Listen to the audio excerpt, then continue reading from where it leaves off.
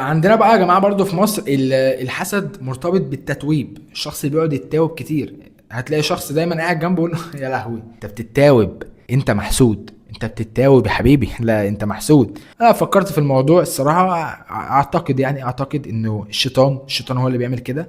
ده بيبقى شيطان محصور، بيبقى شيطان محصور، لان احنا عارفين طبعا ان الشيطان بيعمل حمام فين، بيعمل حمام في بقنا. ما عندهمش حمامات، اعتقد يعني الشياطين ما عندهمش حمامات. فدلوقتي في واحد محصور عايز يفك حسرته ديت، هيعمل ايه؟ هيروح يوسوس، لان هو ما بيعملش حاجه بنفسه، هيروح يوسوس لواحد: خد يا اسطى بعد اذنك انا روح احسد لي الواد ده حالا دلوقتي، اديله عين، لان انا عايزه يتاوب بسرعه، لان انا عايز اطرطر، انا مش قادر. فاي شيطان عايز يطرطر بيروح يوسوس لواحد، يحسد واحد، يروح يطرطر في بق اللي اتاوب. ده كده مش محسود دوت، الشيطان عايز يطرطر. ويا ويلك، يا ويلك بقى، يا سواد ليلك دوت اليوم اللي انت بتبقى ما خدتش في الزباله فامك دعت عليك، اللي هيجي لك شيطان عنده السكر، اللي هيجي لك شيطان مثلا واكل اندومي وعنده اسهال، ده هيفرتكك. ده انت هتفضل فاتح بقك طول اليوم.